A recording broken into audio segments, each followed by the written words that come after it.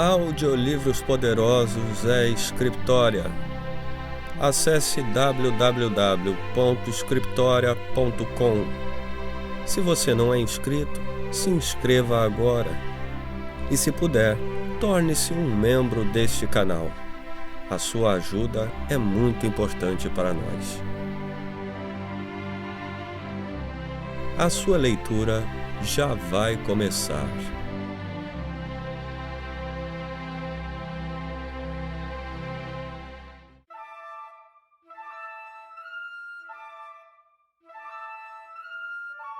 A República de Platão.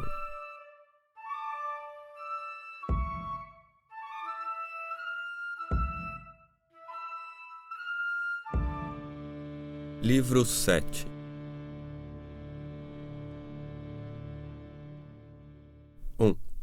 Sócrates. Agora, imaginas a maneira como segue o estado da nossa natureza, relativamente à instrução e à ignorância. Imaginas homens numa morada subterrânea, em forma de caverna, com uma entrada aberta à luz. Esses homens estão aí desde a infância, de pernas e pescoço acorrentados, de modo que não podem se mexer, nem ver senão o que está diante deles, pois as correntes os impedem de voltar a cabeça.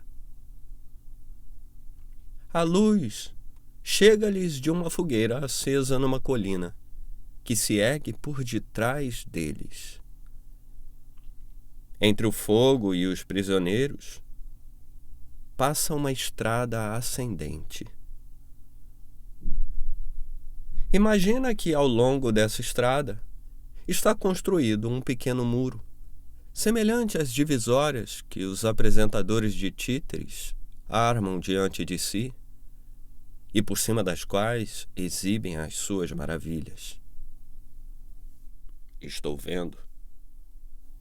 Imaginas agora, ao longo desse pequeno muro, homens que transportam objetos de toda a espécie que o transpõem. Estatuetas de homens e animais, de pedra, de madeira e de toda a espécie de matéria. Naturalmente, entre esses transportadores, uns falam e outros seguem em silêncio. Um quadro estranho a estranhos prisioneiros. Assemelham-se a nós. E para começar, achas que numa tal condição eles tenham alguma vez visto de si mesmos e dos seus companheiros mais do que as sombras projetadas pelo fogo na parede da caverna que lhes fica de frente? Como? Se são obrigados a ficar de cabeça imóvel durante toda a vida? E com as coisas que desfilam, não se passam mesmo? Sem dúvida. Portanto, se estes homens acorrentados pudessem se comunicar uns com os outros, não achas que tomariam por objetos reais as sombras que veem? É bem possível. E se a parede do fundo da prisão provocasse eco sempre que um dos transportadores falasse? Não julgariam ouvir a sombra que passasse diante deles? Sim, por Zeus. Dessa forma, tais homens não atribuirão realidade senão as sombras dos objetos fabricados. Assim terá de ser. Consideras agora o que lhes acontecerá naturalmente se forem libertados das suas cadeias e curados da sua ignorância. Que se liberte um desses prisioneiros que seja ele obrigado a endireitar-se imediatamente e a voltar o pescoço, a caminhar, a erguer os olhos para a luz. Ao fazer todos esses movimentos, sofrerá, e o deslumbramento o impedirá de distinguir os objetos de que antes via apenas a sombra. O que você acha que ele responderá? Se alguém lhe vier dizer que não viu até então, senão fantasmas, mas que agora, mais perto da realidade e voltado para objetos mais reais, vê com mais justeza. Se, enfim, mostrando-lhe cada uma das coisas que passam, obrigando-o, à força de perguntas, a dizer o que é. Não achas que ficará embaraçado? E que as sombras que via outrora lhe parecerão mais verdadeiras que os objetos que lhe mostram agora? Parecerão muito mais verdadeiras.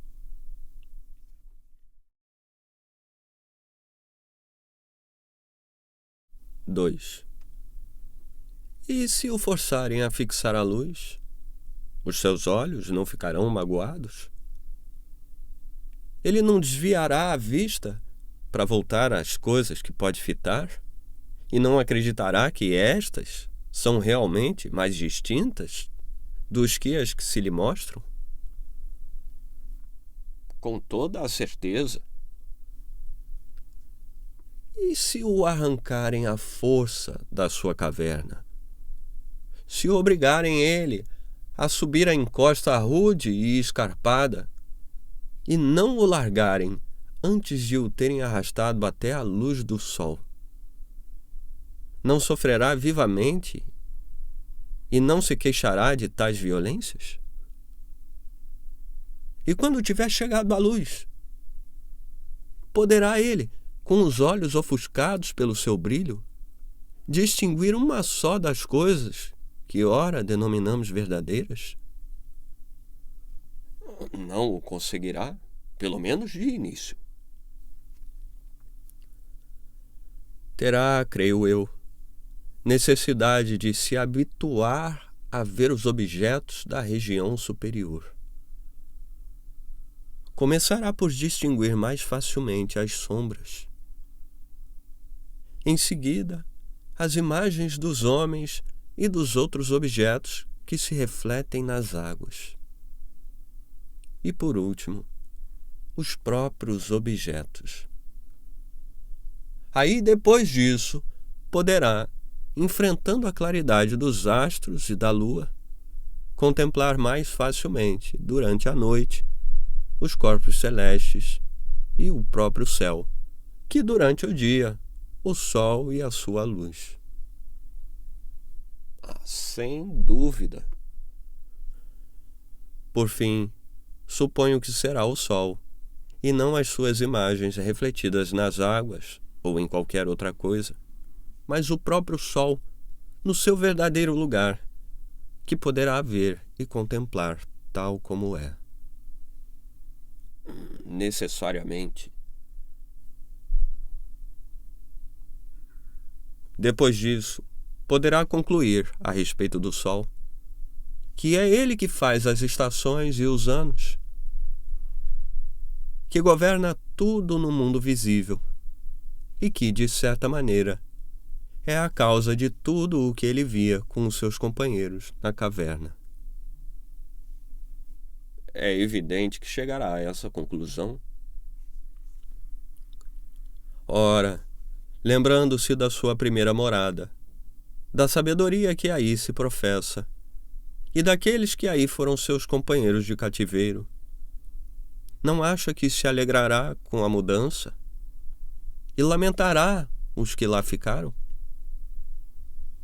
Sim, com certeza, Sócrates. E se então distribuíssem honras e louvores?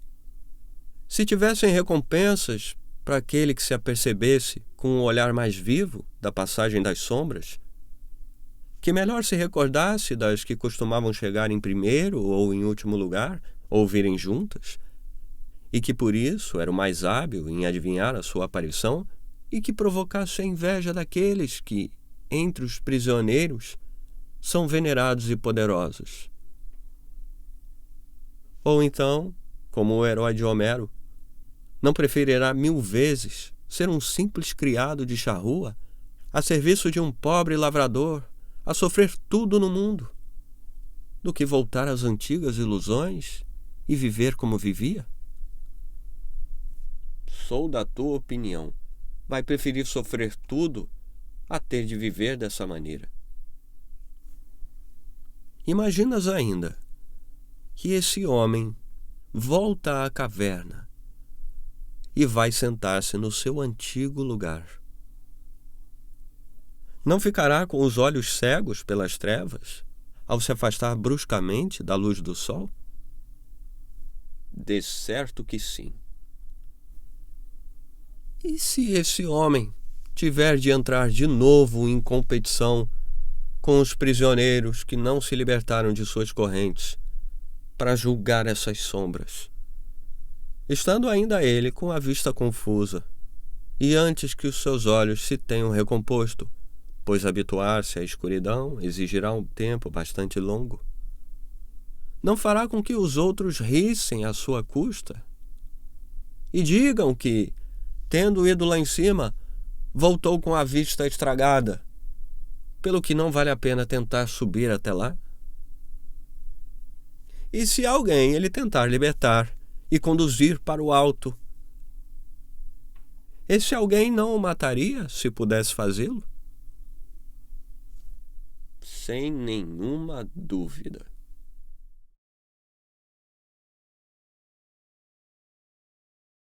Três. Agora, meu caro Glauco, é preciso aplicar, ponto por ponto, esta imagem ao que dissemos atrás e comparar o mundo que nos cerca com a vida da prisão na caverna e a luz do fogo que a ilumina com a força do sol. Quanto à subida à região superior e à contemplação dos seus objetos, se a considerares como a ascensão da alma para a mansão inteligível, não te enganarás quanto à minha ideia, visto que também tu desejas conhecê-la. Deus sabe se ela é verdadeira. Quanto a mim, a minha opinião é esta. No mundo inteligível, a ideia do bem é a última a ser aprendida, e com dificuldade. Mas não se pode aprendê-la sem concluir que ela é a causa de tudo o que de reto e belo existe em todas as coisas. No mundo visível, ela engendrou a luz e o soberano da luz. No mundo inteligível, é ela que é a soberana e dispensa a verdade e a inteligência. E é preciso vê-la para se comportar com sabedoria na vida particular e na vida pública. Concordo com a tua opinião, até onde posso compreendê-la. Pois bem, compartilha-a também nesse ponto. E não te admires se aqueles que se elevaram a tais alturas desistem de se ocupar das coisas humanas e as suas almas aspiram sem cessar a instalar-se nas alturas. Isto é muito natural se a nossa alegoria for exata. Com efeito, é muito natural. Mas como? Por acaso achas espantoso que um homem que passa das contemplações divinas às miseráveis coisas humanas revele repugnância e pareça inteiramente ridículo, quando ainda com a vista perturbada e não estando suficientemente acostumado às trevas circundantes, é obrigado a entrar em disputa perante os tribunais ou em qualquer outra parte sobre sombras de justiça ou sobre as imagens que projetam essas sombras? E a combater as interpretações que disso dão os que nunca viram a justiça em si mesma? Não, não há nisso nada de espantoso. No entanto, um homem sensato se lembrará de que os olhos podem ser perturbados de duas maneiras e por duas causas opostas: pela passagem da luz à escuridão e pela da escuridão à luz. Tendo refletido que o mesmo se passa com a alma, quando encontrá-la confusa e embaraçada para discernir certos objetos, não se rirá tolamente, mas antes examinará se, vinda de uma vida mais luminosa, ela se encontra, por falta de hábito, ofuscada pelas trevas, ou se, passando da ignorância à luz, está deslumbrada pelo seu brilho demasiado vivo. No primeiro caso, considerá-la feliz, em virtude do que ela sente e da vida que leva. No segundo caso, lamentá-la-á, e se quisesse rir à sua custa, as suas zombarias seriam menos ridículas do que se lhe dirigissem à alma que regressa da mansão da luz. É a isso que se chama falar com muita sabedoria.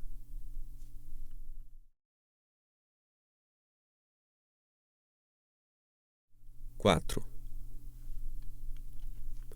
Se tudo isso é verdadeiro, temos de concluir o seguinte: a educação não é o que alguns proclamam que é, porquanto pretendem introduzi-la na alma, onde ela não está, como quem tentasse dar vista a olhos cegos. Mais uma verdade. Ora, o presente discurso demonstra que cada um possui a faculdade de aprender e o órgão destinado a esse uso. E que, semelhante a olhos que só poderiam voltar das trevas para a luz com todo o corpo,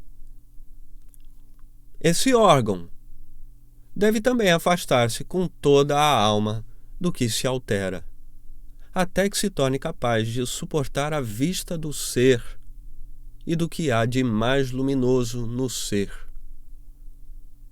A isso denominamos o bem, não é verdade? É. A educação é a arte que se propõe a este objetivo. Conversão da alma, e que procura os meios mais fáceis e mais eficazes de consegui-lo. Não consiste em dar visão ao órgão da alma, visto que já a tem. Mas como ele está mal orientado e não olha para onde deveria, ela se esforça por enquadrá-lo na boa direção. Assim parece. Agora, as outras virtudes, chamadas virtudes da alma, parecem aproximar-se das do corpo.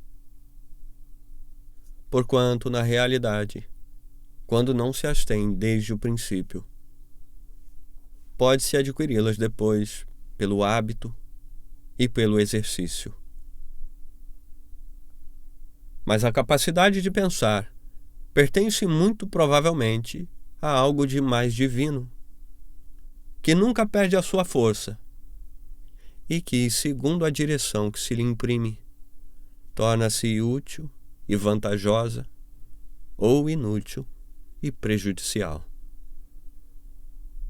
Não notaste ainda o propósito das pessoas consideradas más, mas hábeis? Como são perscrutadores os olhos da sua miserável almazinha? E com que acuidade distingue os objetos para os quais se voltam?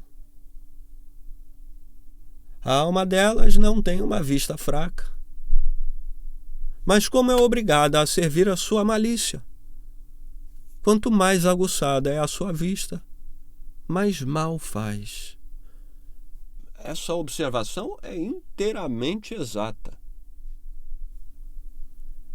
E, contudo, se tais temperamentos fossem disciplinados logo na infância e se cortassem as más influências dos maus pendores, que são como pesos de chumbo, que aí se desenvolvem por efeito da avidez, dos prazeres e dos apetites da mesma espécie, e que fazem a vista da alma se voltar para baixo. Se libertos desse peso, fossem orientadas para a verdade, esses mesmos temperamentos veriam com a máxima nitidez como veem os objetos para os quais se orientam agora. É verossímil? Ora bem, não é igualmente verossímil, de acordo com o que dissemos, que nem as pessoas sem educação e sem conhecimento da verdade, nem as que deixamos passar toda a vida no estudo, são aptas para o governo da cidade? Umas porque não têm nenhum objetivo determinado a que possam referir tudo o que fazem na vida privada ou na vida pública. Outras porque não consentirão em encarregar-se disso, julgando-se já transportadas em vida para as ilhas dos mais afortunados. É verdade. Será nossa tarefa, portanto, obrigar os mais bem dotados a orientarem-se para essa ciência que há pouco nós reconhecemos como a mais sublime, a verem o bem e a procederem a essa ascensão. Mas depois de se terem assim elevado e contemplado suficientemente o bem, evitemos permitir-lhes o que hoje se lhes permite. O quê? Ficar lá em cima e negar-se a descer de novo até os prisioneiros, compartilhando com eles trabalhos e honras, seja qual for a casa em que isso deva ser feita. Como assim? Cometeremos, em relação a eles, a injustiça de forçá-los a levar uma vida miserável, quando poderiam desfrutar uma condição mais feliz?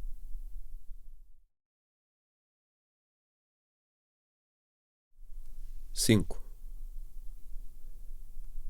Esqueces uma vez mais, meu amigo, que a lei não se ocupa de garantir uma felicidade excepcional a uma classe de cidadãos, mas se esforça para realizar a felicidade de toda a cidade, unindo os cidadãos pela persuasão ou sujeição, e levando-os a compartilhar as vantagens que cada classe pode proporcionar à comunidade.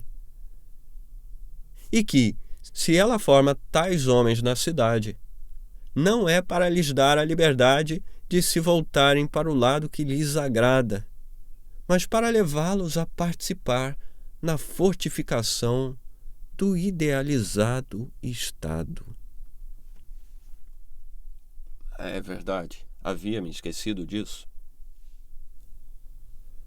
Aliás, Glauco, nota que não seremos culpados de injustiça para com os filósofos que se formarem entre nós, mas teremos justas razões a apresentar-lhes, forçando-os a encarregar-se da orientação e da guarda dos outros. Diremos a eles: nas outras cidades, é natural que aqueles que se tornaram filósofos não participem dos trabalhos da vida pública, visto que se formaram a si mesmos, apesar do governo dessas cidades. Ora, é justo que aquele que se forma a si mesmo e não deve o sustento a ninguém, não queira pagar o preço disso a quem quer que seja. Mas aqui fostes formados por nós, tanto no interesse do Estado como no vosso, para vós serdes o que são, os reis nas colmeias.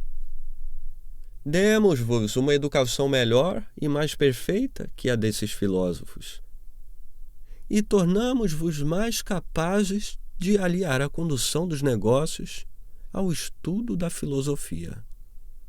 Por isso, é preciso que desçais, cada um por sua vez, à morada comum, e vos acostumeis às trevas que aí reinam. Quando vos tiverdes familiarizado com elas, vereis 1000 vezes melhor que os habitantes desse lugar, e conhecereis a natureza de cada imagem, e de que objeto ela é a imagem, porque tereis contemplado verdadeiramente o belo, o justo e o bem. Assim, o governo desta cidade, que é a vossa e a nossa, será uma realidade e não apenas um sonho, como das cidades atuais, onde os chefes se batem por sombras e disputam a autoridade que consideram um grande bem. A verdade é essa. A cidade onde os que devem mandar são os menos apressados na busca do poder, essa é a mais bem governada e a menos sujeita à sedição. E aquela onde os chefes revelam disposições contrárias, está ela mesma numa situação contrária. Perfeitamente. Achas, então, que os nossos alunos resistirão a estas razões e se recusarão a participar alternadamente nos trabalhos do Estado, passando, por outro lado, juntos, a maior parte do seu tempo na região da pura luz? É impossível, porque as nossas prescrições são justas e dirigem-se a homens justos. Mas é óbvio que cada um deles só chegará ao poder por necessidade, contrariamente ao que fazem hoje os chefes em todos os estados. Sim, é isso mesmo, Glauco. Se descobrires uma condição preferível ao poder para os que devem mandar, ser-te-á passível de ter um Estado bem governado. Certamente, neste Estado, só mandarão os que são verdadeiramente ricos. Não de ouro, mas dessa riqueza de que o homem tem necessidade para ser feliz. Uma vida virtuosa e sábia. Pelo contrário, se os mendigos e os necessitados de bens pessoais procurarem os negócios públicos, convencidos de que é deles que podem extrair suas vantagens, isso não será possível. As pessoas guerreiem para obterem o poder, e essa guerra doméstica e interna perde não só os que a travam, como também o restante da cidade. Nada mais verdadeiro.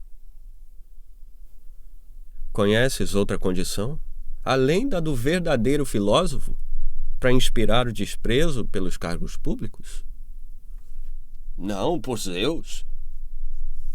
Por outro lado, é preciso que os que estão enamorados do poder não lhes façam a corte, pois de outro modo haverá lutas entre pretendentes rivais.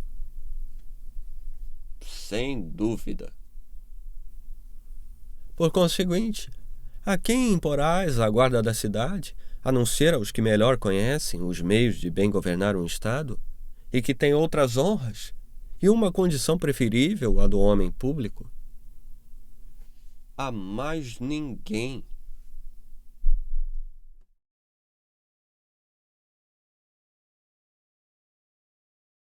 Seis.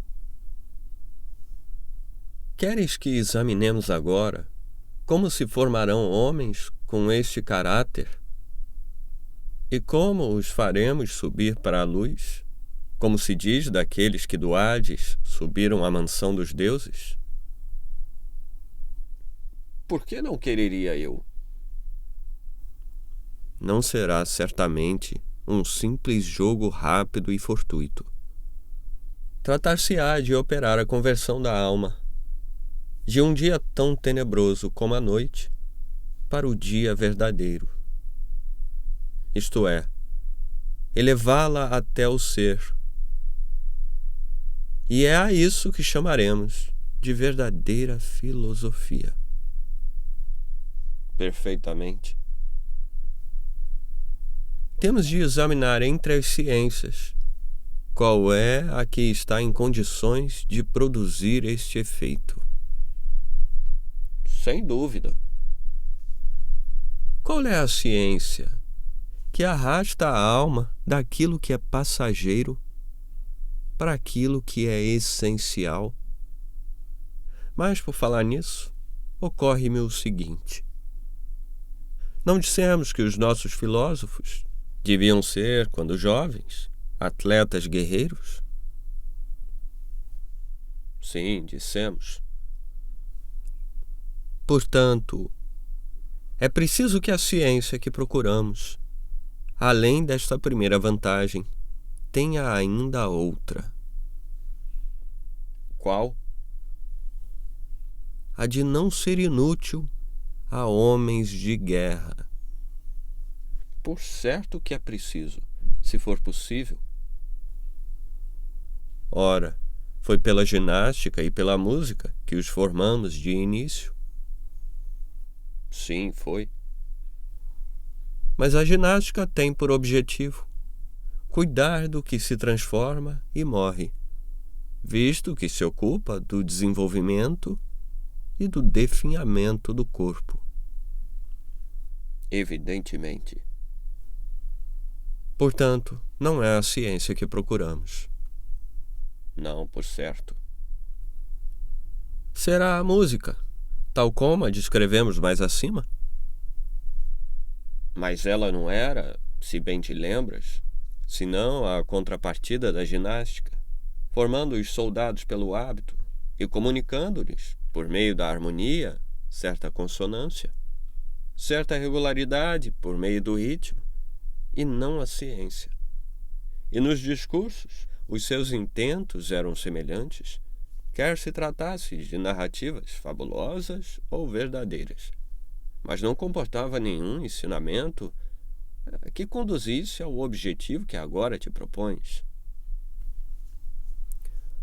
Lembras-me com toda a exatidão o que disse, mas na verdade não comportava nenhum. Então, prezado Glauco, qual será esse estudo? Já que as artes parecem-nos todas mecânicas.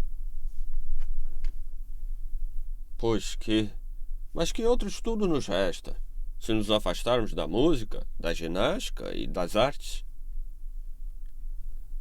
Bem, se não encontrarmos nada fora disso, tomemos um desses estudos que abrangem tudo. Qual? Por exemplo, esse estudo comum, que serve para todas as artes, para todas as operações do espírito e todas as ciências, e que é um dos primeiros a que todos os homens devem consagrar-se. Qual é? Esse estudo vulgar, que ensina a distinguir 1, 2 e 3, quer dizer, numa palavra, a ciência dos números e do cálculo. Não é verdade que nenhuma arte, nenhuma ciência pode passar sem ela? Com certeza. Inclusive, nem a arte da guerra. É forçoso que assim seja. Na verdade, Palamedes, o herói da guerra de Troia, sempre que aparece nas tragédias, apresenta-nos o Agamenon sob o aspecto de um general muito divertido. Com efeito, não te parece que foi ele, Palamedes, quem, depois de ter inventado os números, dispôs o exército em ordem de batalha diante de Ílion e fez a contagem dos navios e do resto, como se antes dele nada tivesse sido contado e Agamenon não soubesse nem quantos pés tinha, visto que não sabia contar? Que general seria este, na tua opinião? Um general singular, se isso fosse verdade.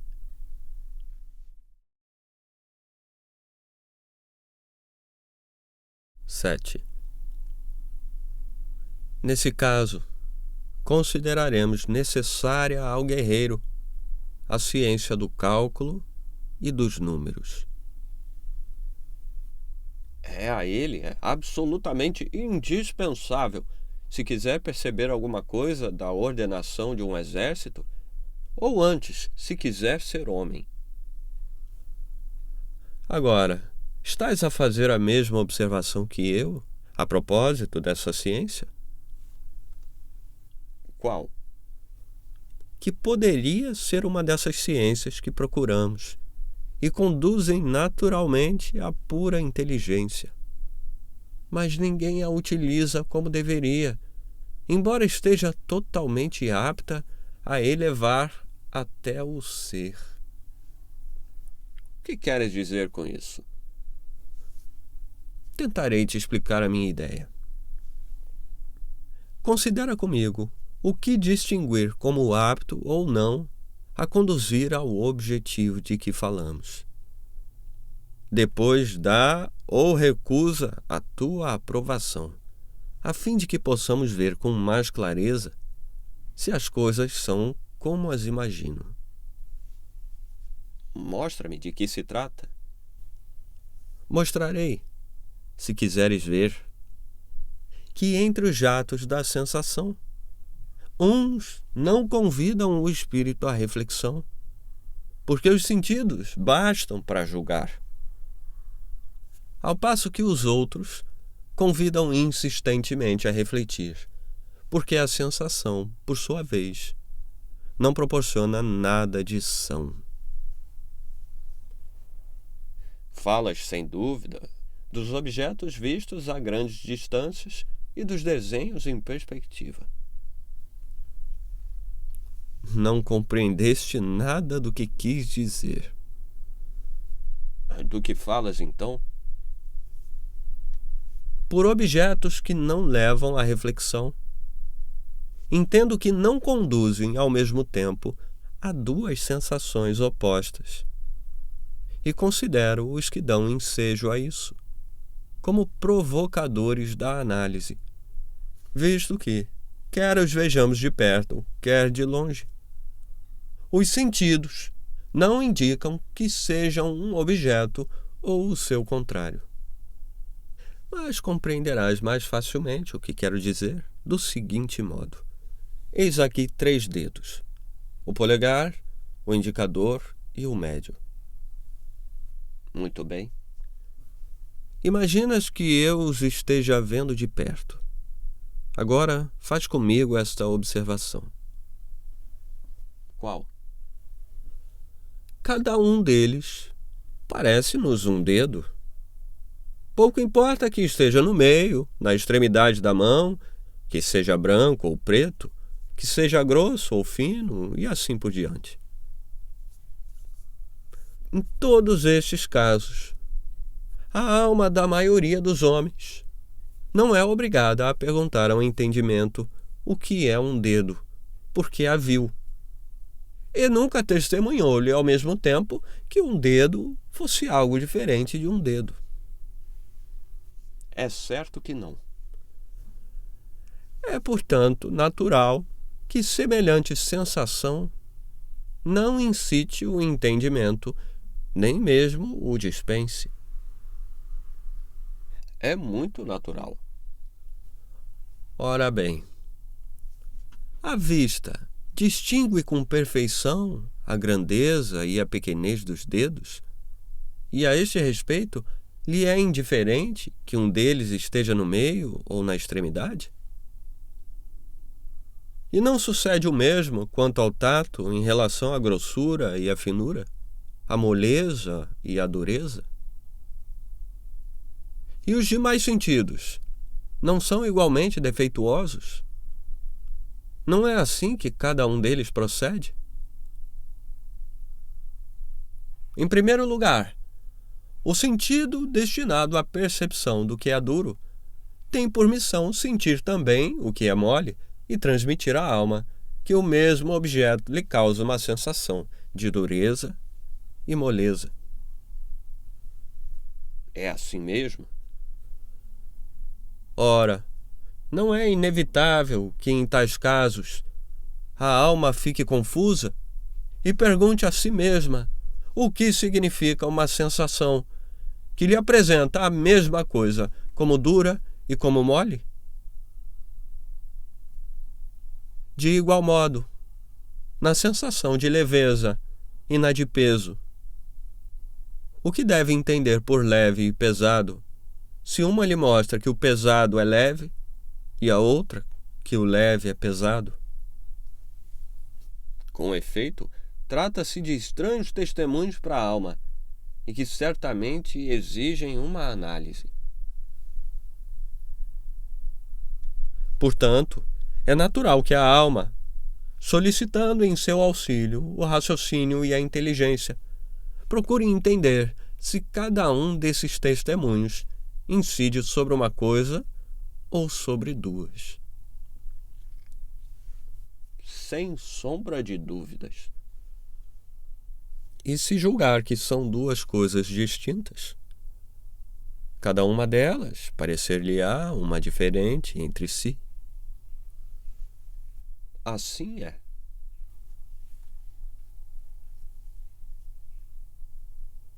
Portanto, se cada uma lhe parecer una e ambas lhe parecerem duas, as conceberá como separadas. Assim, se não estivessem separadas,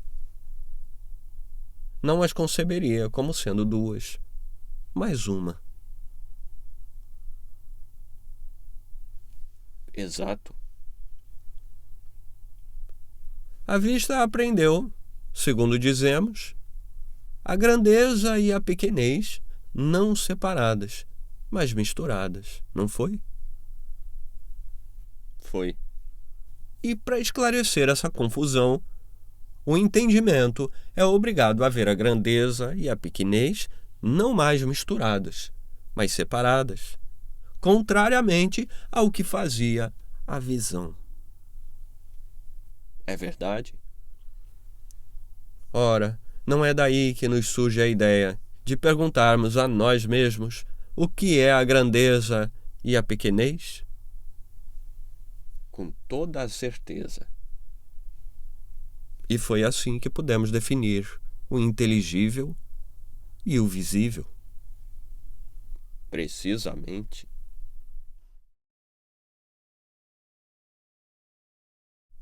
Oito. Aí está o que eu queria fazer compreender há pouco, quando dizia que certos objetos convidam a alma à reflexão e outros não,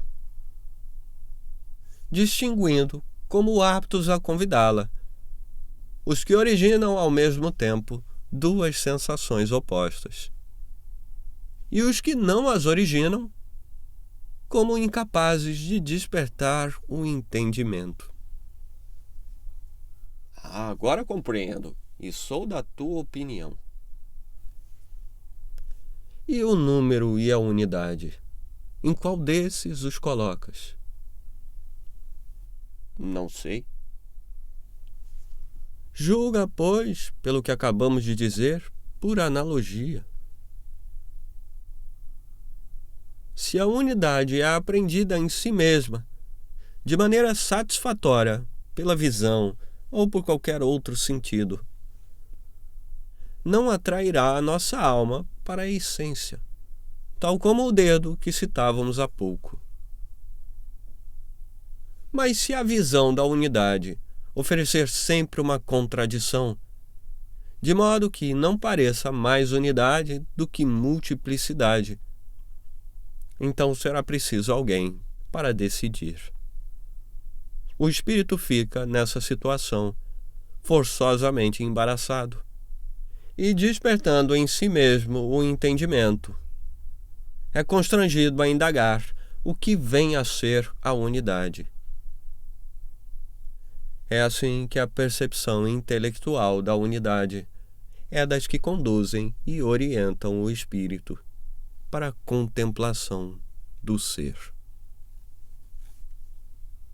Certamente, a visão da unidade possui esse poder em altíssimo grau, pois que vemos a mesma coisa ao mesmo tempo, una e múltipla até o infinito. E tu achas que, sendo assim, com a unidade, passam-se o mesmo que com todos os números? Sem dúvida. Então, o cálculo e a aritmética se dedicam inteiramente ao número? Por certo que sim. São, por conseguinte, ciências com poder de conduzir à verdade? Sim, são. Sendo assim, parecem ser daquelas que procuramos, visto que o seu estudo é necessário ao guerreiro para compor a tática, e ao filósofo para sair da esfera da transformação e alcançar a essência, sem o que nunca se tornaria aritmético. É verdade. Com que, então, o nosso guardião é ao mesmo tempo guerreiro e filósofo? Sem dúvida alguma. Seria excelente, portanto, Glauco, impor este estudo por uma lei e persuadir os que têm de desempenhar altas funções públicas a dedicarem-se à ciência do cálculo, não de modo superficial, mas até chegarem à contemplação da natureza dos números pela pura inteligência, e a se dedicar a esta ciência não por interesse das vendas e das compras, como os negociantes e os mercadores, mas da guerra, e para facilitar a ascensão da alma do mundo da geração para a verdade da essência. Falas bem? E noto agora, depois de ter falado da ciência dos números, quanto ela é bela e útil em muitos aspectos ao nosso propósito, contanto que seja estudada por amor ao saber e não para comerciar. O que tanto admiras nela? O poder de que acabo de falar, de dar à alma um vigoroso impulso para elevá-la à região superior e fazê-la raciocinar sobre os números em si, sem jamais admitir que se introduzam nos seus raciocínios números visíveis e palpáveis. Sabes bem o que as pessoas hábeis nesta ciência costumam fazer quando uma pessoa tenta, durante uma discussão, dividir a unidade? Rir dela e não ouvi-la. Se tu a divides, multiplicam-na, com receio de que já não apareça como una, mas como um conjunto de várias partes. É bem verdade. O que pensas tu, Glauco, que responderiam se alguém lhes perguntasse: amigos, de que números vós estáis a falar? Onde se encontram as unidades, tais como as imaginais, todas iguais entre si, sem a menor diferença, e que não são formadas de partes? Penso que diriam que estavam a falar de números que só se podem aprender pelo pensamento, pois que se encontram na região do entendimento e que não podem ser utilizados de nenhuma outra maneira. Vês assim, meu amigo, que esta ciência parece ser para nós indispensável, visto que força o espírito a servir-se da pura inteligência para alcançar a verdade pura. Sim, está ela apta a produzir esse efeito.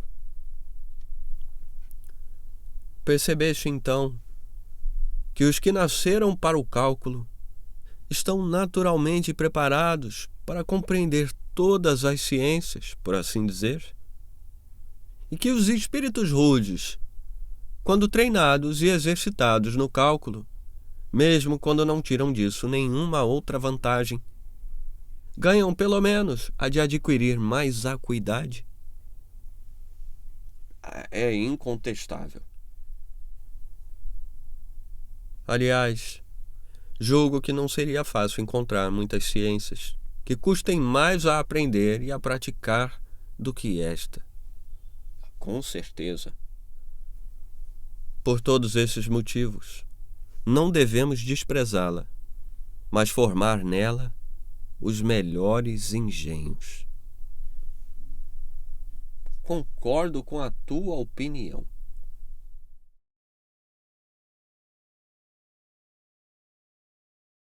Nove.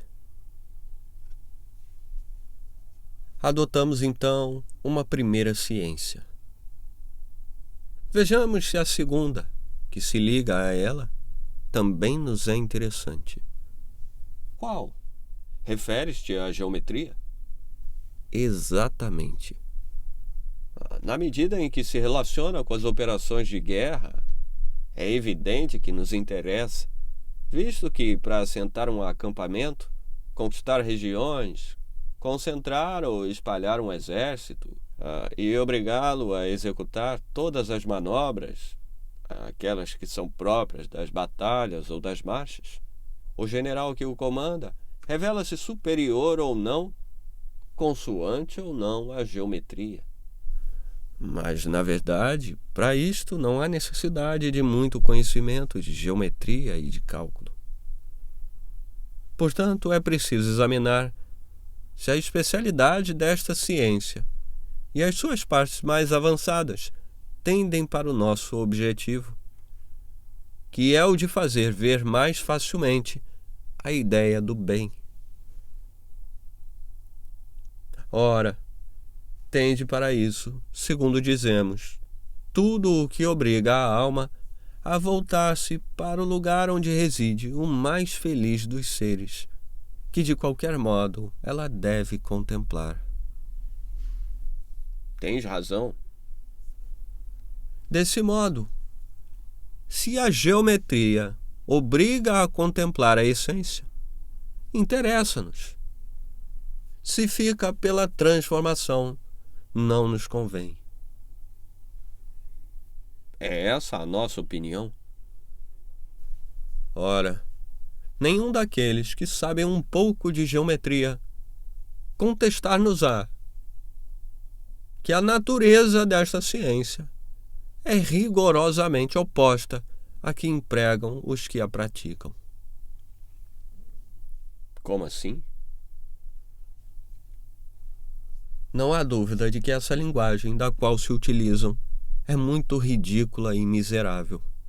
E como homens de prática que fazem as suas afirmações, que falam de esquadriar, de construir, de acrescentar, e que fazem ouvir outras palavras similares, quando toda esta ciência não tem outro objetivo além do conhecimento. É a mais pura verdade.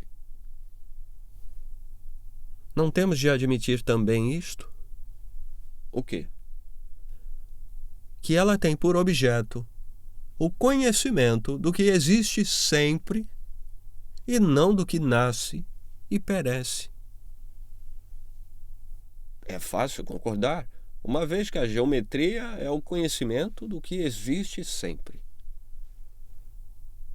Portanto, meu dileto amigo, ela atrai a alma para a verdade e desenvolve esse pensamento filosófico que eleva para o alto os olhares que indevidamente baixamos para as coisas deste mundo. Sim, deve produzir esse efeito. Portanto, é preciso, na medida do possível, prescrever aos cidadãos do teu estado que não menosprezem a geometria. Aliás, ela tem vantagens outras que não são nada desprezíveis. Quais?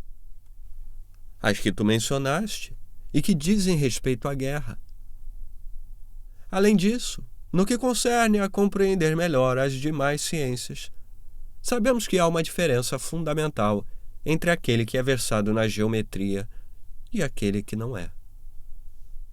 Sim, por Zeus!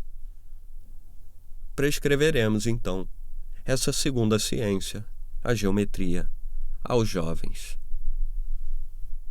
Assim será.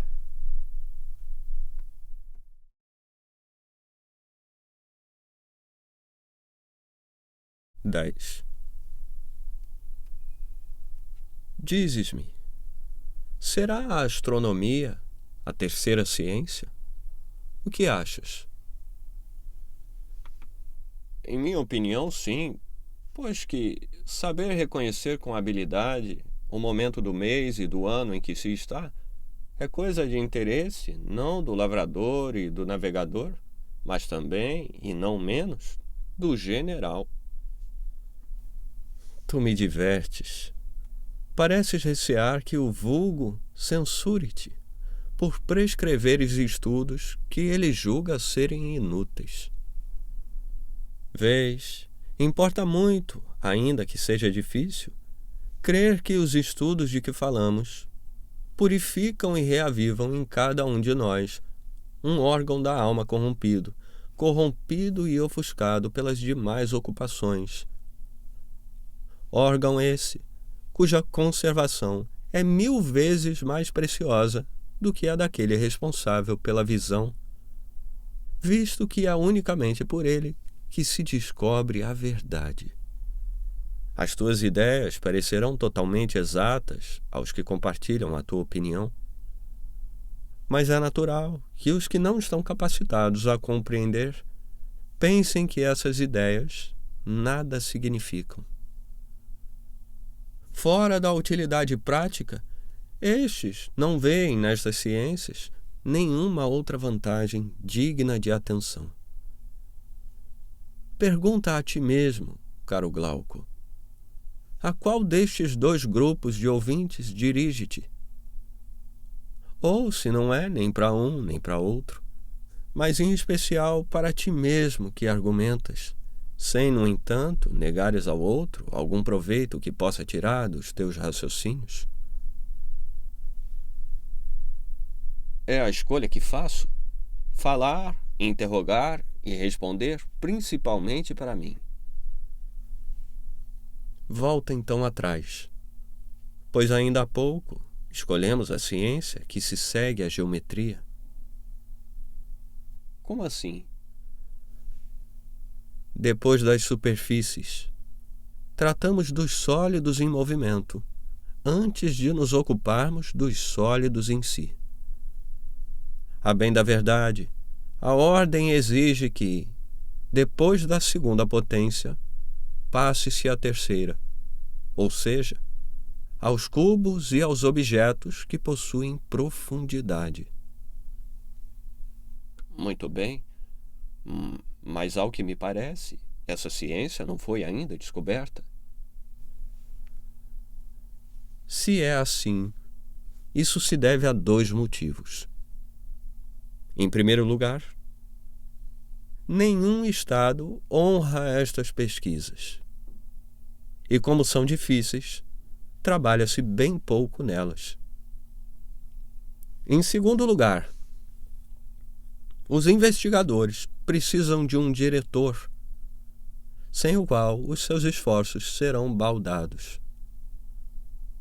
Temos conosco, que é difícil encontrá-lo, e se o encontrássemos, no estado atual das coisas, os que se ocupam dessas investigações não lhe obedeceriam por terem demasiada arrogância. Mas se o Estado inteiro cooperasse com esse diretor e honrasse essa ciência, eles o obedeceriam, e as questões que esta aventa, estudadas com sequência e vigor, seriam esclarecidas. Pois mesmo nos dias de hoje, desprezada pelo vulgo, truncadas por investigadores que não entendem a sua utilidade, apesar de tudo isso, e só pela força de seu encanto, ela exerce o seu fascínio. Portanto, não é de admirar que esteja na situação em que a vemos. É verdade que exerce um tão extraordinário encanto? Mas explica-me melhor o que dizias há pouco. Tu colocavas em primeiro lugar a ciência das superfícies, a geometria. Sim. E a astronomia logo em seguida? Depois voltaste atrás? É que na minha ânsia de expor depressa tudo isso, recuo em vez de avançar. Realmente, depois da geometria, temos a ciência que estuda a dimensão de profundidade. Mas como esta ainda não deu lugar, senão a pesquisas ridículas, deixei-a por hora para passar à astronomia, que é o movimento dos sólidos. Exato. Ponhamos assim a astronomia em quarto lugar, pressupondo que a ciência que deixamos agora de lado existirá quando a cidade se ocupar dela.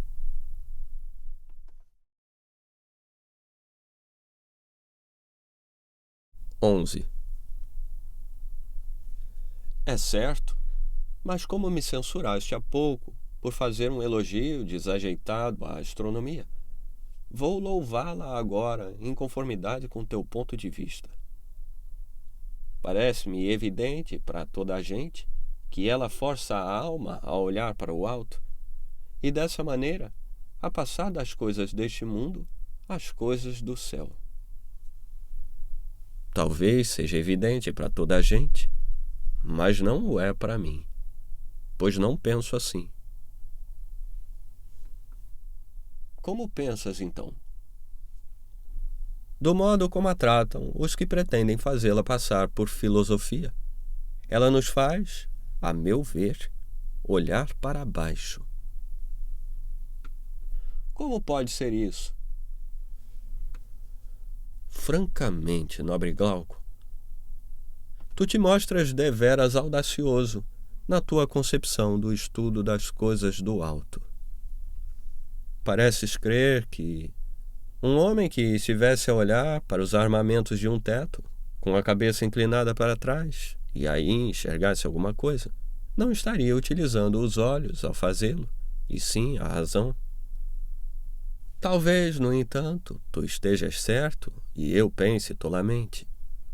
Mas não posso reconhecer outra ciência que faça olhar para o alto, a não ser a que tem por objeto o ser e o invisível.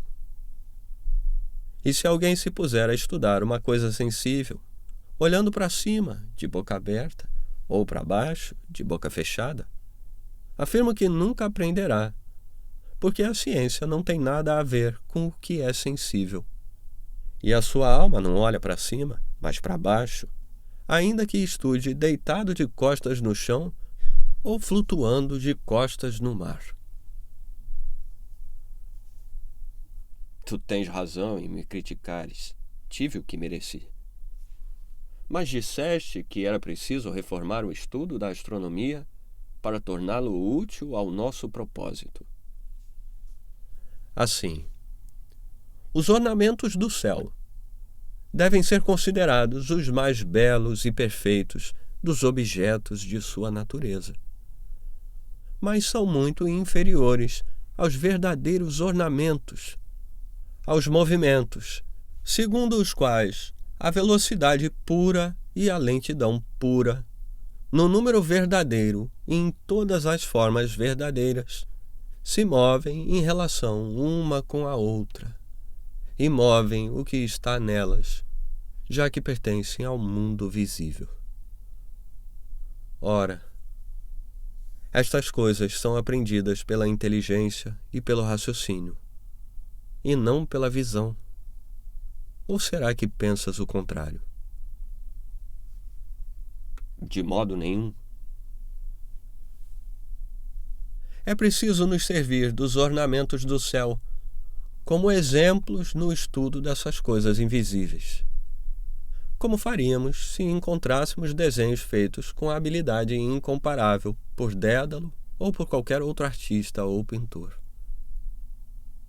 Que, ao vê-los, um geômetra consideraria que são verdadeiras obras-primas, mas julgaria ridículo estudá-los a sério com o fito de descobrir neles a verdade sobre as relações das quantidades iguais, duplas ou qualquer outra proporção. Haveria mesmo de ser ridículo. E não crees que o verdadeiro astrônomo pensaria o mesmo ao considerar os movimentos dos astros?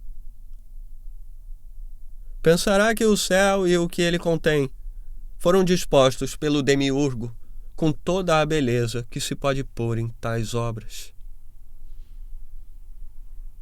Mas em se tratando das relações do dia com a noite, do dia e da noite com os meses, dos meses com o ano, e dos outros astros, com o Sol, a Lua e eles mesmos, não considerará que é absurdo acreditar que essas relações são sempre as mesmas e nunca mudam, uma vez que são materiais e visíveis, e procurará por toda maneira descobrir aí a verdade?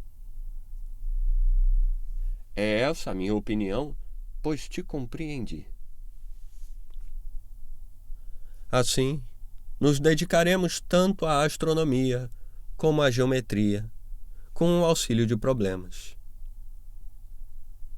E deixaremos de lado os fenômenos do céu, se quisermos aprender realmente esta ciência e tornar útil a parte inteligente da nossa alma, que até então era inútil.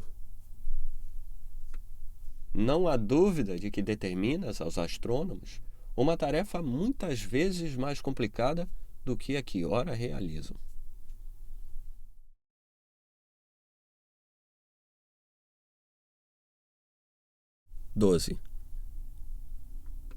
E penso que determinaremos o mesmo método para as outras ciências, se legislarmos bem.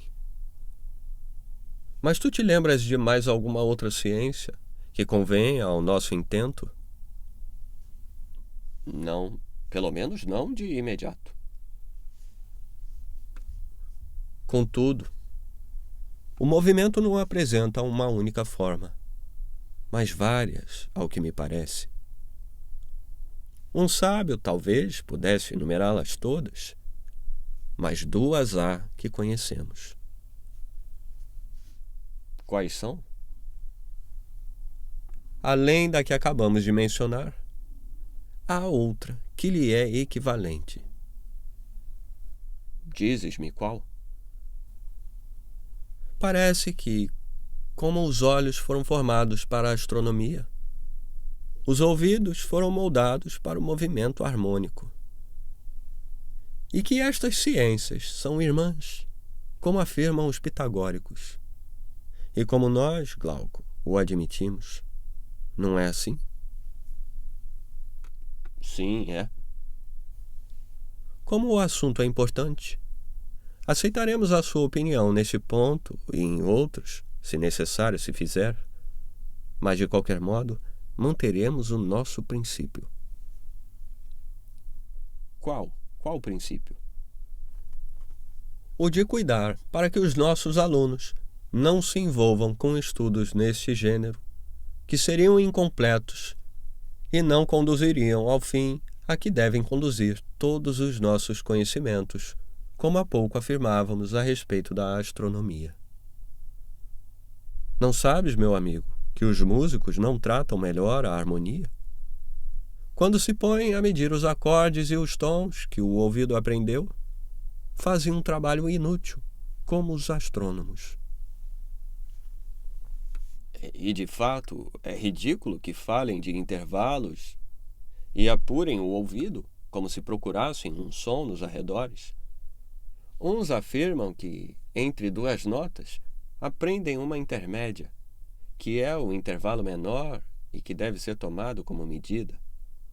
Os demais sustentam que é semelhante aos sons precedentes, mas estes e aqueles põem o ouvido acima do espírito. Tu te referes aos honrados músicos, que perseguem e torturam as cordas, retorcendo-as sobre as cavilhas. Poderia levar mais longe a metáfora e dizer das pancadas de arco que eles lhes dão, das acusações que eles lhes fazem, das recusas e da jactância das cordas. Mas desisto e declaro que não é deles que quero falar, mas daqueles que instantes atrás nos propunhamos interrogar a respeito da harmonia. Estes fazem a mesma coisa que os astrônomos. Procuram números nos acordes que ouvem, mas não se erguem até os problemas, que consistem em saber quais são os números harmônicos e os que não o são, e de onde se origina a diferença entre eles. Fala-me de uma pesquisa sublime.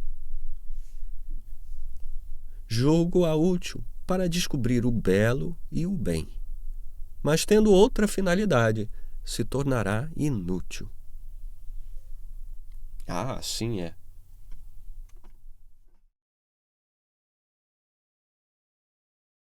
13.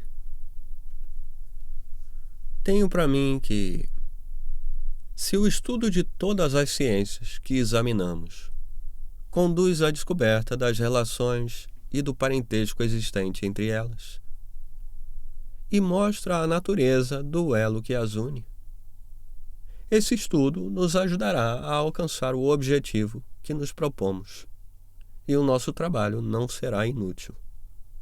Caso contrário, teremos labutado em vão. Presumo o mesmo, Sócrates, mas é um trabalho árduo o que propões.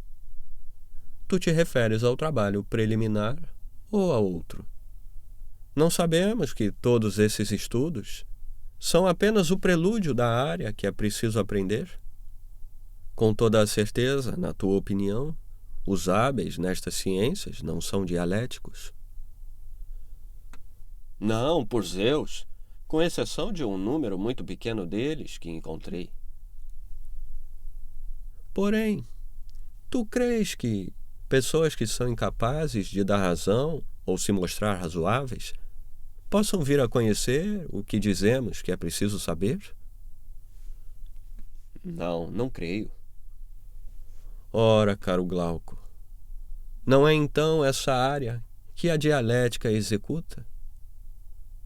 Faz parte do inteligível, mas é imitada pelo poder da visão, que, como dissemos, tenta primeiro olhar os seres vivos, depois os astros e, por fim, o próprio Sol. Eis que, quando alguém tenta, através da dialética e sem o auxílio de nenhum sentido, mas por meio da razão, alcançar a essência de cada coisa e não se detém antes de ter aprendido, apenas pela inteligência, a essência do bem, atinge o limite do inteligível, como o outro, ainda há pouco, atingia o limite do visível. Com toda a certeza. Pois então, não é a isto que chamas o segmento dialético? Indubitavelmente.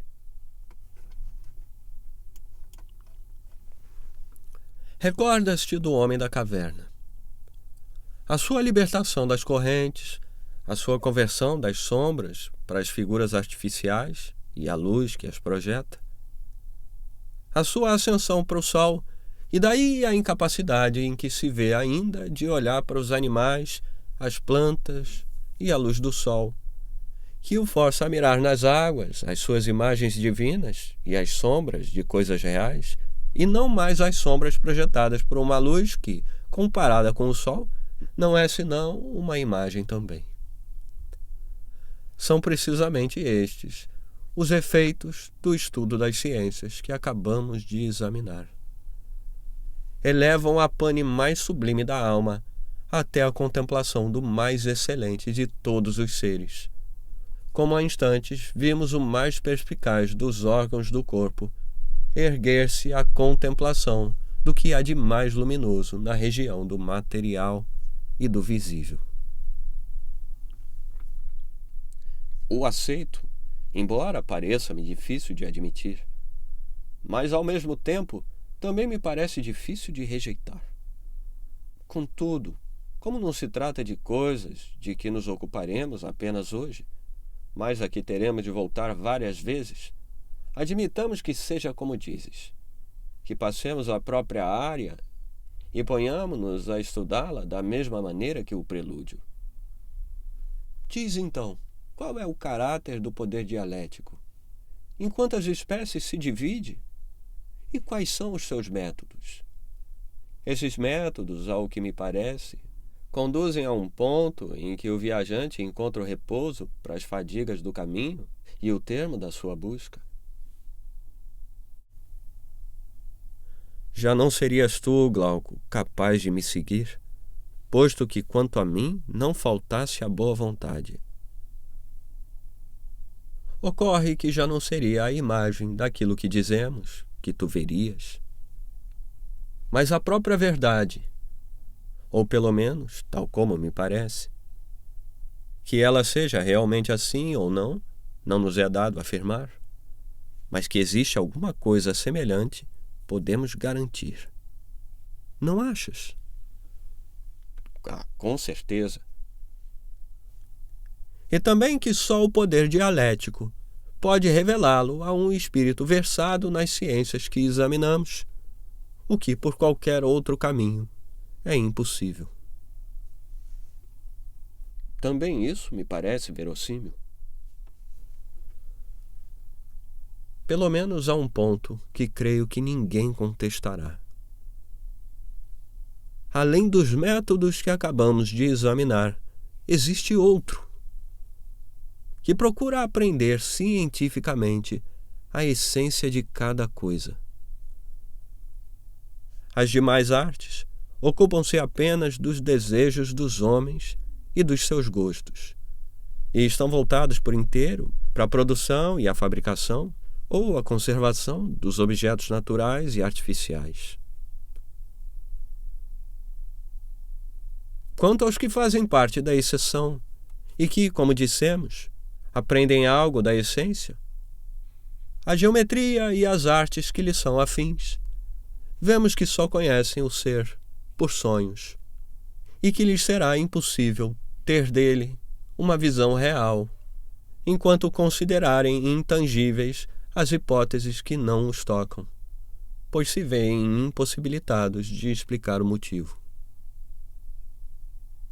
Na verdade, quando se toma por princípio algo que não se conhece, as conclusões e as proposições intermédias compõem-se de elementos desconhecidos. Poderá semelhante concordância se tornar uma ciência? De maneira alguma.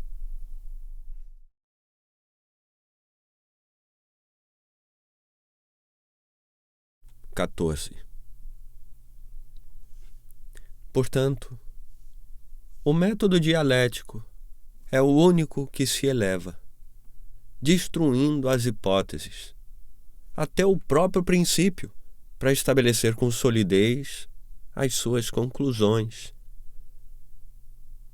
e que realmente afasta, pouco a pouco, o olhar da alma da lama grosseira em que está mergulhado e o eleva para a região superior, usando como auxiliares para esta conversão as artes que enumeramos.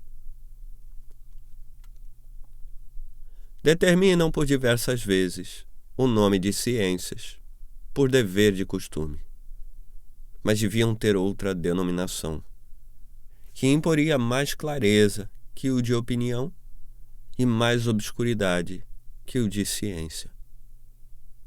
Ficará adequadamente designada como conhecimento discursivo. Mas não importa, creio eu, discutir a respeito dos nomes, quando temos de examinar questões tão relevantes como as que nos propusemos. Por cedo? Bastará então chamar ciência a primeira divisão, conhecimento discursivo a segunda, fé a terceira e imaginação a quarta. As duas últimas denominaremos opinião e as duas primeiras, inteligência. A opinião terá por objeto a mutabilidade e a inteligência, a essência.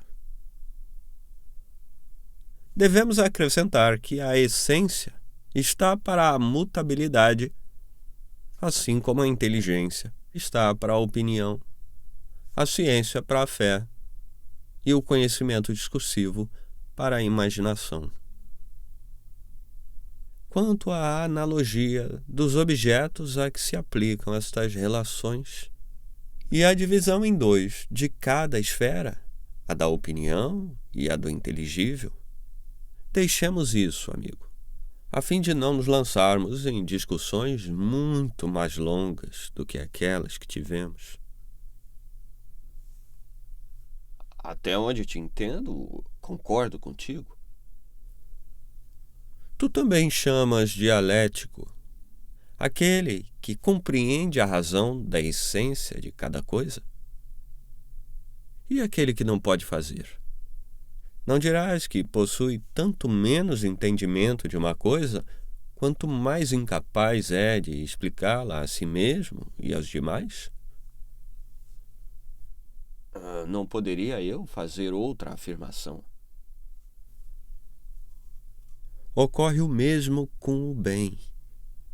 Dizes-me, Glauco, um homem que não pode compreender a ideia do bem, separando-a de todas as demais ideias, e como num combate, abrir caminho a despeito de todas as objeções, esforçando-se por vencer as suas provas, não na aparência, mas na essência, que não possa transpor todos esses obstáculos pela força de uma lógica infalível, que não conhece nem o bem em si mesmo, nem nenhum outro bem, mas que se aprende alguma imagem do bem e pela opinião e não pela ciência. Não dirás tu que ele passa a vida presente em estado de sonho e sonolência? E que antes de despertar neste mundo, irá para o Hades dormir o último sono? Por Zeus, digo isso tudo e com absoluta certeza. Mas se um dia tivesses mesmo de educar essas crianças que educas e instruis, não permitirias a elas, penso eu, se fossem desprovidas de razão, como as linhas irracionais, que governassem a cidade e resolvessem as questões de suma importância. É evidente que não. Então ordenarás a eles que se dediquem principalmente a essa educação, que deve torná-los capazes de indagar e responder da maneira mais sábia possível. Ordenarei. Sendo assim, tu pensas que a dialética é a conclusão suprema dos nossos estudos, que não há outro acima dela, e também que acabamos com as ciências que é preciso aprender. Sim, eu penso.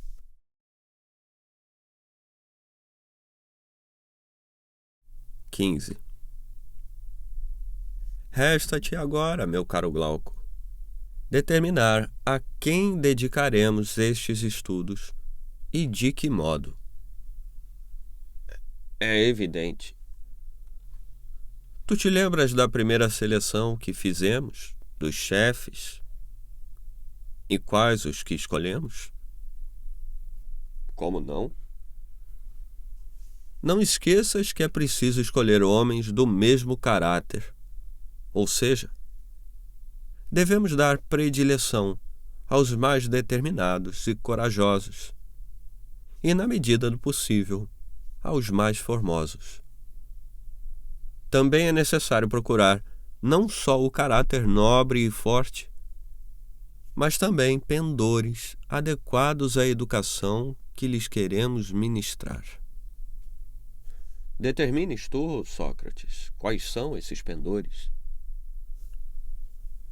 Eles têm de possuir, meu amigo, acuidade para as ciências e facilidade para o aprendizado.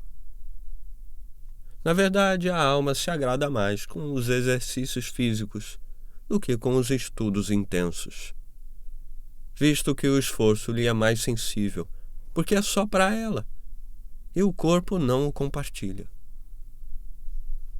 Assim é. Eles necessitarão também da memória, de uma disciplina inquebrantável e do amor inconteste ao trabalho.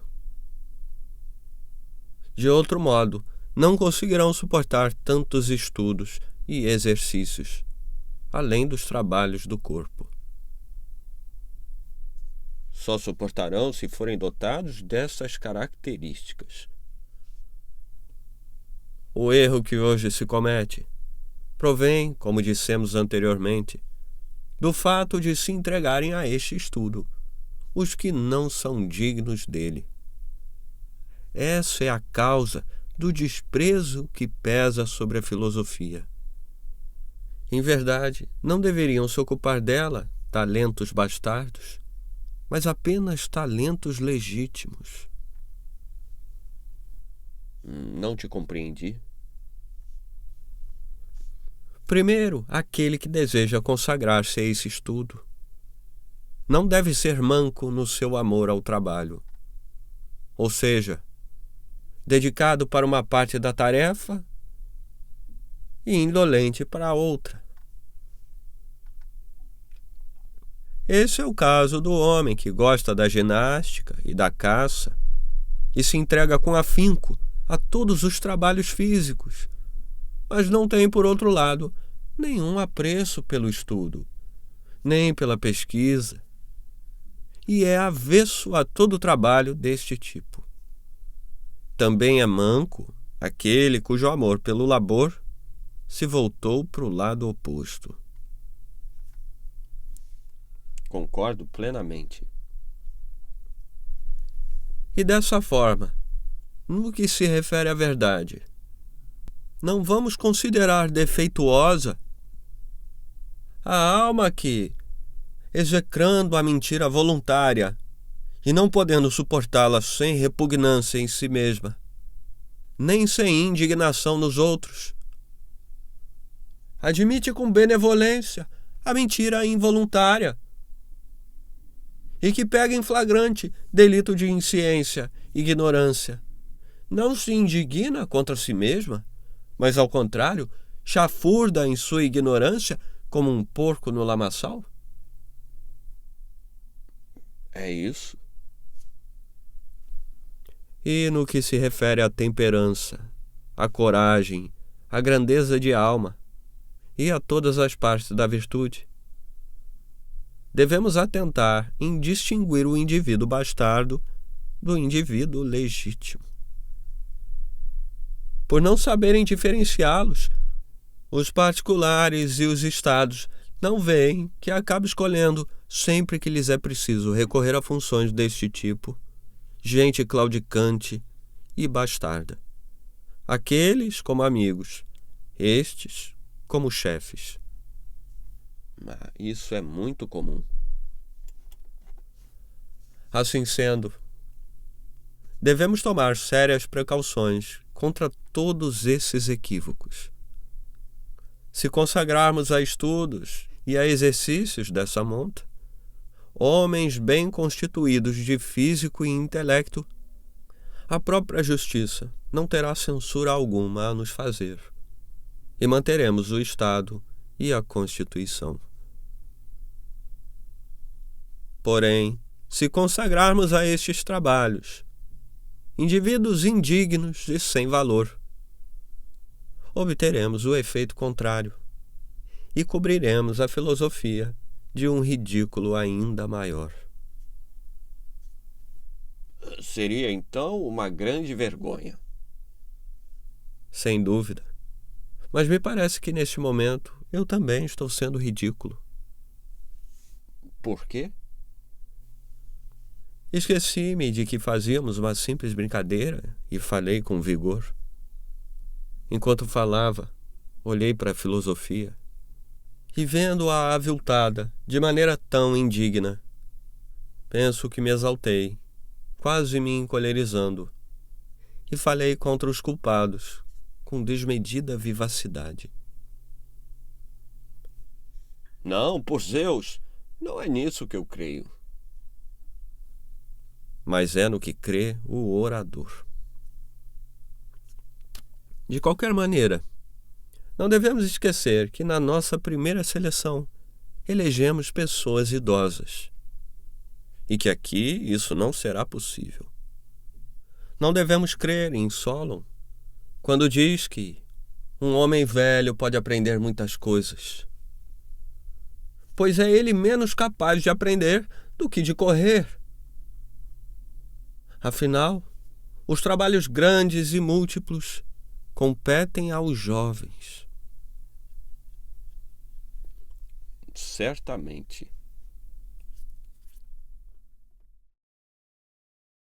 XVI.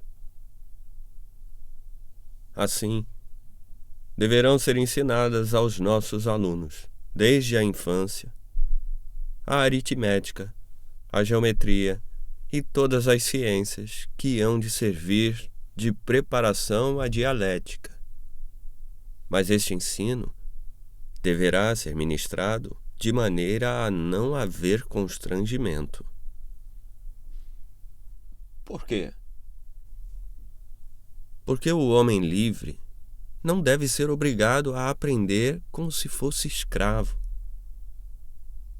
Os exercícios físicos, quando praticados à força, não causam dano ao corpo. Mas as lições, às quais se fazem entrar a força na alma, nela não permanecerão.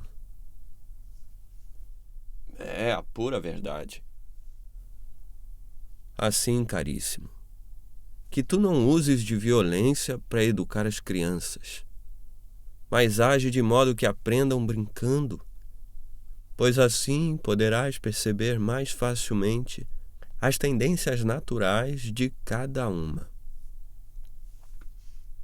Como sempre, tuas palavras têm lógica.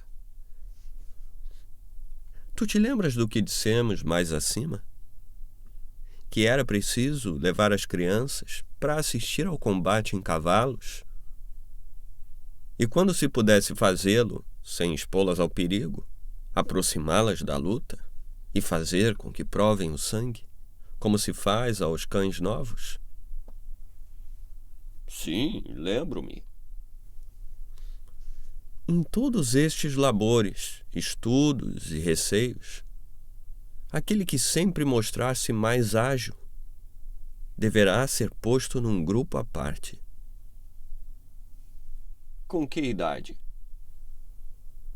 Quando acabar o curso obrigatório de exercícios ginásticos, pois neste tempo de exercício, que deve ser de 2 a 3 anos, não se aplicará em outra coisa, porque a fadiga e o sono são inimigos do estudo. Esta é uma das provas, e não a menor, que consistirá em observar como cada um se comporta na ginástica. É certo. Ao fim deste tempo, os que tiverem sido escolhidos, dentre os jovens com aproximadamente 20 anos, terão distinções mais honrosas do que os demais, e ser-lhe-ão apresentadas, em conjunto, as ciências que estudaram desordenadamente na infância, com o fim último de que abarquem num rápido olhar as relações dessas ciências entre elas mesmas e a natureza do ser. É certo que só um conhecimento assim fixa com solidez na alma em que penetra. É também um excelente método de distinguir o espírito que está predisposto à dialética daquele que não está. O espírito que tem capacidade de síntese é dialético, os outros não o são. Concordo com a tua opinião. Esta, porém, é uma coisa que terás de examinar. Aqueles que, com as melhores qualidades nesse sentido, forem sólidos nas ciências, na guerra e nos outros trabalhos prescritos pela lei, quando completarem 30 anos, serão apartados dentre os jovens já escolhidos para elevá-los a maiores honras e se descobrir. Experimentando-os por intermédio da dialética, quais são capazes de, sem a ajuda dos olhos nem de nenhum outro sentido, erguer-se até o próprio ser, tão somente pelo poder da verdade. E esta é, vês bem, uma tarefa que exige muita atenção, caro Glauco. Por quê? Não percebes o mal que hoje atinge a dialética e os progressos que faz? Que mal é esse? Aqueles que a ela se entregam estão cheios de desordem. Isso é mesmo verdade. Mas te parece que existe nisso algo de surpreendente e não os perdoas? De que modo posso perdoá-los?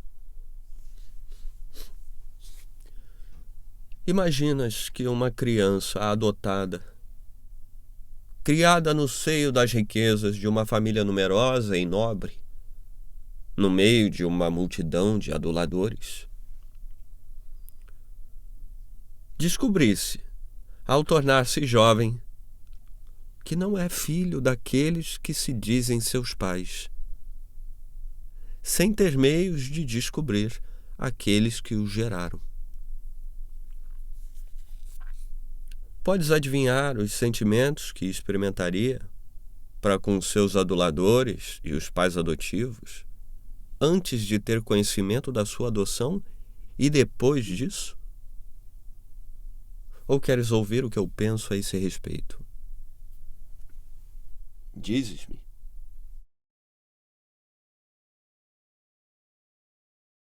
XVII. Penso que começará por honrar mais o pai e a mãe verdadeiros e os adotivos do que os seus aduladores, que os desprezará menos se estes se encontrarem em dificuldades, que estará menos disposto a faltar-lhes com palavras e ações, que lhes desobedecerá menos quanto ao essencial, que aos seus aduladores, enquanto não souber a verdade. É possível. Porém, quando vier a saber a verdade, adivinho que o seu respeito e as suas honras diminuirão para com os pais e aumentarão para com os aduladores, que obedecerá a estes muito mais do que fazia antes.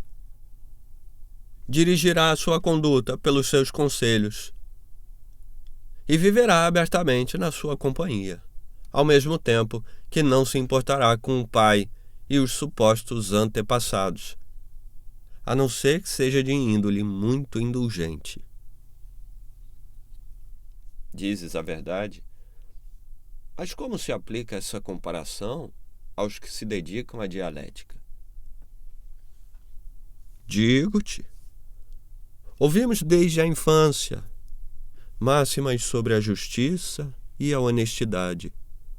Fomos formados por elas, como se fossem nossos pais, obedecendo-lhes e respeitando-as. Assim é. Vejas, há máximas opostas a essas, que são práticas sedutoras, que lisonjeiam a nossa alma e exercem sobre ela atração, mas não convencem os homens minimamente prudentes. Estes honram as máximas paternas e lhes obedecem. É verdade? Pois bem, se eu perguntar a um homem destes, o que é a honestidade? Quando ele responder o que aprendeu com o legislador, refutemo-lo muitas vezes e de várias maneiras. Levemo-no a achar que o que considera como tal não é mais honesto que desonesto. Façamos o mesmo para o justo, o bom e todos os princípios que ele mais honra. Depois disso, como ele se comportará em relação a eles no aspecto do respeito e da obediência? É evidente que não os respeitará, nem lhes obedecerá da mesma maneira. Mas quando não mais acreditar que esses princípios são dignos de respeito, que são preciosos à sua alma, sem contudo ter descoberto os princípios verdadeiros, será possível que chegue a um gênero de vida diferente do que o lisonjeia? Não é possível. Então veremos esse homem, de submisso que até então era, tornar-se rebelde às leis. Assim terá de ser. Portanto, é muito natural o que ocorre às pessoas que se dedicam à dialética. E como eu dizia, elas merecem perdão. E compaixão. Para não expormos os teus homens de 30 anos a essa compaixão, não é preciso que tomemos todas as precauções possíveis antes de os consagrarmos à dialética? Com certeza. Bem, não é uma precaução importante impedi-los de tomar gosto pela dialética enquanto são novos? Deves ter percebido, penso eu, que os adolescentes, depois de terem experimentado uma vez a dialética, abusam e fazem dela um jogo. Utilizam-se dela para contestar a todo momento e, imitando os que os refutam, por sua vez, refutam os outros e sentem prazer, como cãezinhos, em assediar e dilacerar com argumentos todos os que deles se acercam. Com efeito, sentem com isso um prazer espantoso.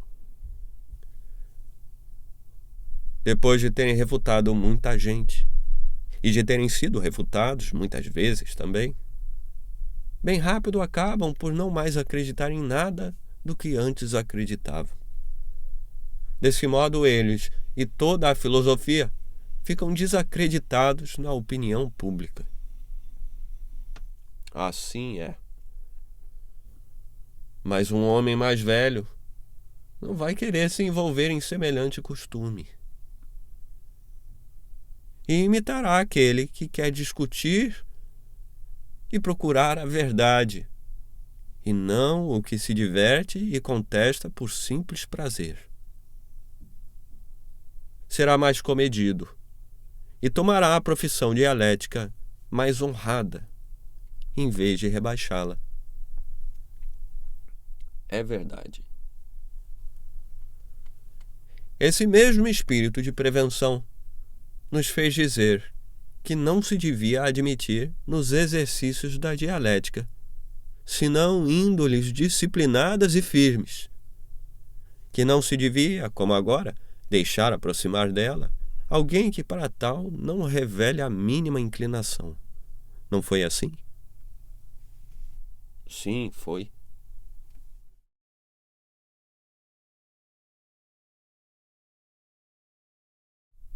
XVIII.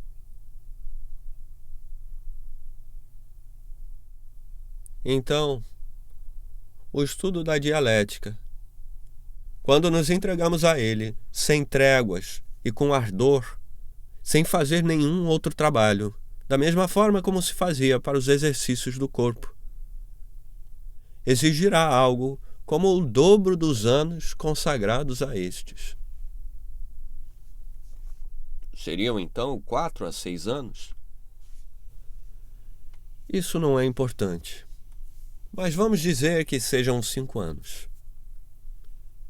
Depois faremos com que desçam de novo à caverna e os obrigaremos a exercer os cargos militares e todas as tarefas adequadas aos jovens, para que, no que diz respeito à experiência, não se atrasem em relação aos outros. Tu os exercitarás na prática dessas tarefas, para ver se, tentados de todos os lados, eles se mantêm firmes em seu propósito ou se deixam abalar. E que tempo será necessário para tal? 15 anos. E ao atingir os 50 anos, os que tiverem se saído bem destas provas, e se tiverem distinguido em tudo e de toda maneira, no seu agir e nas ciências, deverão ser levados até o limite e forçados a elevar a parte luminosa da sua alma ao ser que ilumina todas as coisas. Então, quando tiverem vislumbrado o bem em si mesmo, usarão como um modelo para organizar a cidade, os particulares e a sua própria pessoa, cada um por sua vez, pelo resto da sua vida. Passarão a maior parte do seu tempo estudando filosofia. Quando chegar a vez deles, suportarão trabalhar nas tarefas de administração e governo, por amor à cidade, pois que verão nisso não uma ocupação nobre, mas um dever indispensável. Assim, depois de terem formado sem cessar homens que lhes sejam semelhantes, para lhes deixarem a guarda da cidade, irão habitar as ilhas dos bem-aventurados. A cidade consagrará a eles monumentos e sacrifícios públicos, a título de divindades, se a Pítia assim permitir, senão a título de almas bem-aventuradas e divinas. São mesmo belíssimos, Sócrates, os governantes que modelaste como um escultor. E as governantas também, Glauco. Porque não penses tu que o que eu disse se aplica mais aos homens do que às mulheres que tiverem aptidões naturais e suficientes? Está claro, já que tudo deve ser igual e comum entre elas e os homens. Pois, concordais agora que as nossas ideias concernentes ao Estado e à Constituição não são simples utopias? Que a sua realização é difícil, mas possível de alguma maneira, e não de modo diferente do que foi dito? Que quando os verdadeiros filósofos, sejam eles vários ou apenas um, tornados senhores de um Estado, desprezarem as honras que ora procuram, considerando-as indignas de um homem livre e desprovidas de todo valor, fizerem maior caso do dever e das honras, que são, na verdade, a sua recompensa, e considerando a justiça como o bem mais importante e mais necessário, servindo-a e trabalhando para a sua prosperidade, organizarão a sua cidade de acordo com as leis? Como? Todos os que na cidade tiverem passado da idade de 10 anos serão mandados para os campos. Estando distantes da influência dos costumes atuais, que são os dos pais, serão educados conforme os seus próprios costumes e os seus princípios, que são os que expusemos há pouco. Este será, sem dúvida, o meio mais rápido e mais fácil de estabelecer um Estado regido pela Constituição de que falamos, de torná-lo feliz e garantir as maiores vantagens ao seu povo. Sim, é certo. E parece-me, Sócrates, que mostraste bem como se realizará, se um dia isso vier a ocorrer. Não discutimos o suficiente sobre essa cidade e o homem que se lhe assemelha? Em verdade, é fácil ver que homem deve ser esse, segundo os nossos princípios. Sim, e mais uma vez tens razão. O assunto parece-me esgotado.